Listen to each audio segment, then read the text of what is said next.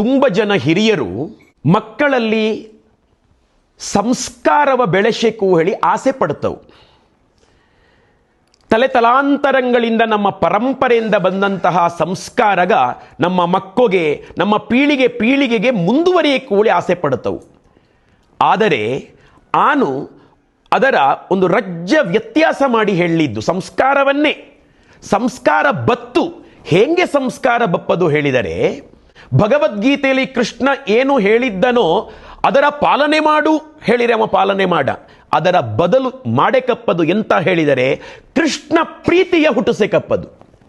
ಕೃಷ್ಣ ಪ್ರೀತಿ ಹುಟ್ಟಿದರೆ ಅವ ಕೃಷ್ಣ ಹೇಳಿದ ಹಾಗೆ ಮಾಡದ್ದೇ ಇಪ್ಪಲೆ ಅವಂಗೆ ಸಾಧ್ಯವೇ ಆಗುತ್ತಿಲ್ಲ. ರಾಮ ಪ್ರೀತಿ ಹುಟ್ಟಿರೆ ರಾಮ ಹೇಳಿದ ಹಾಗೆ ಮಾಡದ್ದೇ ಇಪ್ಪಲೆ ಸಾಧ್ಯ ಆಗುತ್ತಿಲ್ಲ. ನಿನ್ನೇನು ರಾಮನವಮಿ ದಿನ ನೆನಪಿಸಿಕೊಂಡೆ.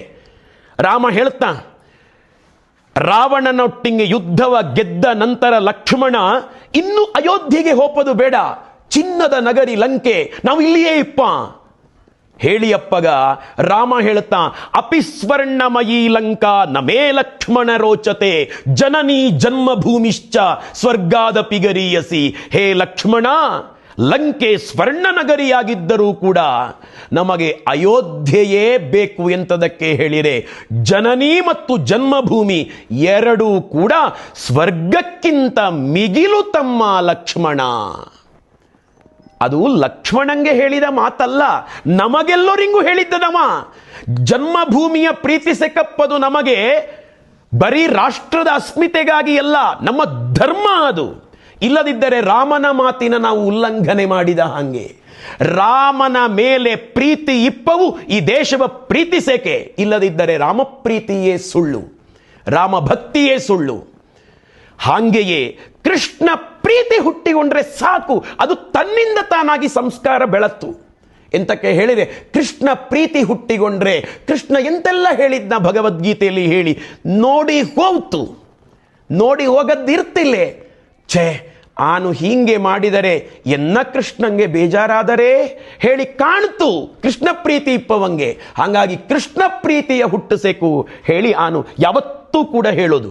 ಪ್ರೀತಿ ಹುಟ್ಟೋದು ಹೆಂಗೆ, ಒಬ್ಬನ ಬಗ್ಗೆ ಗೊಂತಾಯಕು ಅಷ್ಟಪ್ಪಗ ಪ್ರೀತಿ ಹುಟ್ಟುತ್ತು, ಇಲ್ಲದೇ ಇದ್ದರೆ ಸಾಧ್ಯ ಇಲ್ಲೇ.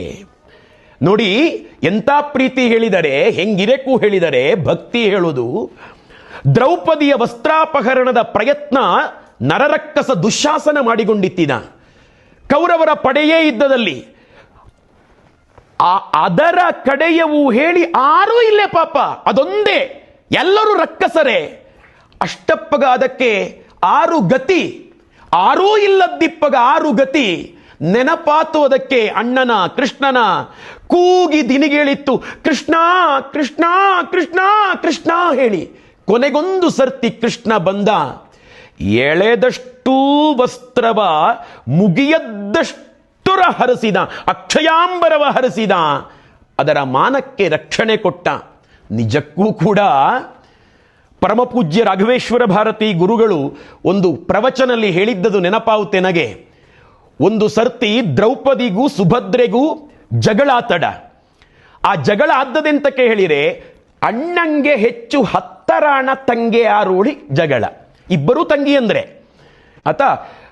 ದ್ರೌಪದಿ ಹೇಳಿತ್ತಡ, ಆನು ಹೇಳಿರೆ ಅಣ್ಣಂಗೆ ಭಾರಿ ಇಷ್ಟ ಆಳಿ. ಸುಭದ್ರೆ, ಏಯ್ ನೀನೆಲ್ಲ ಮರೈತಿ, ಆನು ಹೇಳಿರೆ ಇಷ್ಟ. ಇದು ಇಬ್ಬರು ಹೆಣ್ಣು ಮಕ್ಕಳ ಜಗಳಕ್ಕೆ ಕಾರಣ. ಅಷ್ಟಪ್ಪಗ ಈ ಕಳ್ಳ ಬಂದ ಅಲ್ಲಿಗೆ ಕೃಷ್ಣ. ಆತ ಬಂದು ನೋಡ್ತಾ ಇದ್ದ, ಇಬ್ಬರು ತಂಗೆಕ್ಕ ಜಗಳ ಮಾಡ್ತಾ ಇದ್ದವು. ರಜ್ಜ ಕೆಮಿ ಕೊಟ್ಟ, ಎಂತಕ್ಕೆ ಜಗಳ ಹೇಳಿ. ಗೊಂತಾತ ವಿಷಯ ಇದು ಕ್ಷುಲ್ಲಕಾಳಿ, ನೋಡು ಅವಕ್ಕೆ ಮನದಟ್ಟು ಮಾಡಿಸುವ ಹೇಳಿ ಒಂದು ನಾಟಕ ಮಾಡಿದ. ಕಪಟ ನಾಟಕ ಸೂತ್ರಧಾರಿ ತನ್ನ ಕಿರು ಬೆರಳಿಗೆ ಗಾಯ ಮಾಡಿಕೊಂಡ, ನೆತ್ತರು ಸೋರ್ಲೆ ಶುರು ಆತು. ಒಂದು ಮೊದಲು ನೋಡಿದ್ದು ಸುಭದ್ರೆ, ಗೊಂತಿದ್ದದಕ್ಕೆ ಬುದ್ಧಿವಂತೆ ಓಡಿ ಬಂತು, ಅಯ್ಯಯ್ಯೋ ಅಣ್ಣನ ಬೆರಳಿಂಗ್ ಗಾಯ ಆತಲ್ಲದ ಹೇಳಿ. ಈಗ ಗೊಂತಿದ್ದದಕ್ಕೆ ಪ್ರಥಮ ಚಿಕಿತ್ಸೆ ಹೇಳಿ ಒಂದು ವಸ್ತ್ರವ ಕಟ್ಟೆಕೋ ಹೇಳಿ. ಎಲ್ಲಿದ್ದು ವಸ್ತ್ರ ಎಲ್ಲಿದ್ದು? ಎಲ್ಲಿ ನೋಡಿದರಲ್ಲಿ ಜರತಾರಿ ಸೀರೆ ಬಿಟ್ರೆ ಕೈಗೆ ಕಟ್ಲೆ ಬೇಕಪ್ಪ, ವಸ್ತ್ರ ಸಿಕ್ಕಿದ್ದಿಲ್ಲ. ಅದು ಓಡಿತ್ತು ಮತ್ತೆ ಅಂಗಡಿಗೆ, ವಸ್ತ್ರ ತಪ್ಪ ಹೇಳಿ. ಅದು ಓಡಿದ ನಂತರ ದ್ರೌಪದಿ ಆ ದೃಶ್ಯವ ಗಮನಿಸಿತ್ತು. ಅಯ್ಯೋ ಅಣ್ಣಂಗೆ ಗಾಯ ಆತಲ್ಲ ದಾಳಿ, ಓಡಿ ಬಂತು. ಹಿಂದೆ ಮುಂದೆ ನೋಡಿದ್ದಿಲ್ಲ, ಅದಕ್ಕೂ ಗೊಂತಿದ್ದು ವಸ್ತ್ರ ಕಟ್ಟೆಕೋ ಹೇಳಿ. ಹಿಂದೆ ಮುಂದೆ ನೋಡದ್ದೆ ಸೀರೆಯ ಸೆರಗಿನ ಹರಿದು ಬಾಳಿ ಕಟ್ಟಿ ಬಿಟ್ಟತ್ತು. ಕೃಷ್ಣನ ಬೆರಳಿಂಗೆ ಗಾಯ ಆಗಿದ್ದ ಸಂದರ್ಭದಲ್ಲಿ ತುಂಡು ವಸ್ತ್ರವಷ್ಟೇ ಅದು ಕೊಟ್ಟದು. ಆದರೆ ಈಗ ದ್ರೌಪದಿಯ ಪ್ರತಿ ಅಂಗಾಂಗಕ್ಕೂ ಗಾಯಪ್ಪಂತ ಸಂದರ್ಭ. ಒಂದಾರಿ ಗಾಯ ಆಗಿ ಬಿಟ್ಟರೆ ಭಾರತದ ಪರಂಪರೆ ಎಂದಿಗೂ ಮರೆಯಾದರ. ಈ ಸಂದರ್ಭದಲ್ಲಿ ತುಂಡು ಬಟ್ಟೆ ಕೊಟ್ಟ ದ್ರೌಪದಿಗೆ ಎಳೆದಷ್ಟೂ ಮುಗಿಯದ ವಸ್ತ್ರವ ಹರಿಸಿದ ಕೃಷ್ಣ. ಈ ಘಟನೆಯ ಇನ್ನೊಬ್ಬ ಕವಿ ಹೇಳುತ್ತಾ, ಕೊನೆಗೆ ದ್ರೌಪದಿ ಜಗಳ ಮಾಡಿತಾಡ, ಅಣ್ಣ ಅಲ್ಲದ ಜಗಳ ಮಾಡಿತಾಡ. ನಾವು ದೇವರೊಟ್ಟಿಗೆ ಜಗಳ ಮಾಡಿತು, ಪ್ರೀತಿಯ ಜಗಳ ಮಾಡಿತು ಆತ. ಅಲ್ಲ ಕೃಷ್ಣ, ನೀನು ಎನ್ನ ಹತ್ತರಂಗೆ ಬಂದು ಎನಗೆ ರಕ್ಷಣೆ ಕೊಡೆ ಕೂಳಿದರೆ ಇಷ್ಟು ಬಾರಿ ಅವನು ಕೃಷ್ಣ ಕೃಷ್ಣ ಕೃಷ್ಣ ಹೇಳಿ ಕೂಗೆ ಕಿತ್ತ. ಅಷ್ಟಪ್ಪಗ ಕೃಷ್ಣ ಹೇಳಿದಾಡ, ನೋಡು ತಂಗೆ, ಆನು ಮೊದಲ ಬಾರಿಗೆ ನೀನು ದಿನಿಗೇಳಿಯಪ್ಪಗಳೇ ಬಂದು ಬಿಡ್ತಿತೆ. ಆದರೆ ಮೊದಲು ನೀನು ಎನ್ನ ಎಂತ ಹೇಳಿ ದಿನಿಗೇಳಿತ್ತಿದೆ ಗೊತ್ತಿದ್ದ? ನೆನಪು ಮಾಡಿಕೋ, ನೀನೆನ್ನ ದಿನಿಗೇಳಿತ್ತಿದೆ, ಹೇ ಕೃಷ್ಣ ಮಥುರಾವಾಸಿನ್ ಹೇಳಿ. ಅಷ್ಟಪ್ಪಗಾನು ಉತ್ತರ ಭಾರತದ ಮಥುರಾ ನಗರಲ್ಲಿತ್ತಿದೆ. ಅಲ್ಲಿಂದ ನಿನ್ನ ಹತ್ತರಂಗೆ ಬರೆಕಾರೆ ಎಷ್ಟು ದೂರ ಇದ್ದತ್ತು. ಆದರೆ ಕೊನೆ ಬಾರಿಗೆ ದಿನಿಗೇಳಿದೆ ನೋಡು, ಹೇ ಕೃಷ್ಣ ಹೃದಯವಾಸಿನ್ ಹೇಳಿ. ಆಗನ ಆನು ನಿನ್ನ ಹೃದಯಲ್ಲೇ ಇತ್ತಿದೆ, ಅಲ್ಲೇ ಇತ್ತಿದೆ ನಿನ್ನೊಟ್ಟಿಂಗೆ ಹೇಳಿ.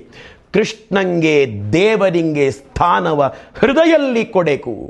ನಮ್ಮ ಜೀವಕ್ಕೆ ಜೀವ, ಪ್ರಾಣಕ್ಕೆ ಪ್ರಾಣ, ಉಸಿರಿಂಗೆ ಉಸಿರು ಅವನೇ.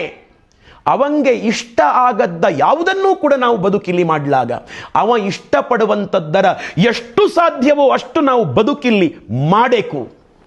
ಅಷ್ಟಪ್ಪಗ ಈ ಜೀವನ ಧನ್ಯ ಅಪ್ಪದು. ಆ ಪರಮಾತ್ಮ ಮೆಚ್ಚುವ ಹಾಗೆ ಬದುಕೇಕು. ನಾನೆಂತಕ್ಕೆ ಇಷ್ಟು ಹೇಳಿದರೆ, ಒಂದು ನವ ವಿವಾಹಿತರು ಇಲ್ಲಿದ್ದವು ಅಲ್ಲದ, ಅನು ರಜ್ಜ ದೊಡ್ಡವ ಅವರಿಗಿಂತ. ಹಿರಿಯರು ಹೇಳುತ್ತವು, ನಮಗೆ ಮಕ್ಕ ಹುಟ್ಟಿ ಬರೇಕು, ಒಳ್ಳೆ ಮಕ್ಕ ಹುಟ್ಟಿ ಬರೇಕು, ನಮ್ಮ ಮನೆತನದ ಕೀರ್ತಿ ಗೌರವಂಗಳ ಆ ಮಕ್ಕ ಉಳಿಸೇಕು.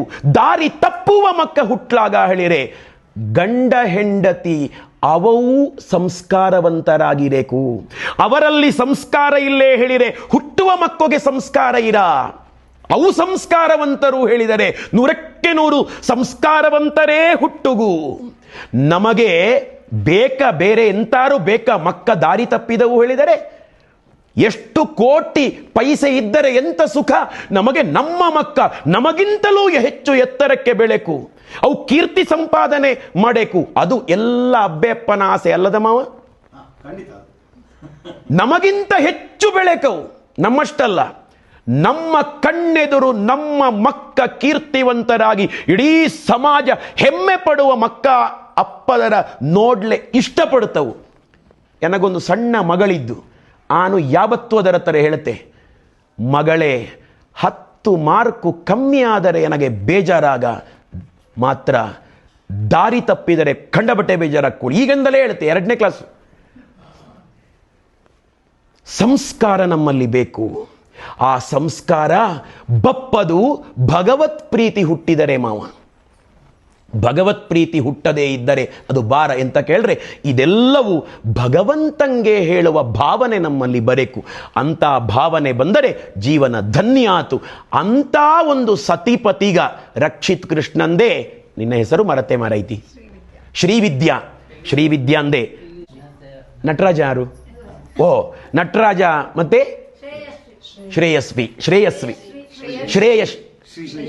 ಶ್ರೇಯಶ್ರೀ. ಈ ದಂಪತಿಗ ಅಂತ ಒಂದು ಒಳ್ಳೆಯ ದಾಂಪತ್ಯದ ಒಳ್ಳೆಯ ಬಂಗಾರದ ಜೀವನವ ಆಯ್ಕೆ ಮಾಡಿಕೊಂಡು, ಮಕ್ಕ ಬೇಕಪ್ಪದು ನಿಂಗೊಗೆ ಮಾತ್ರ ಅಲ್ಲ, ಇಡೀ ಹಿಂದೂ ಸಮಾಜಕ್ಕೆ ಬೇಕು ಮಕ್ಕ.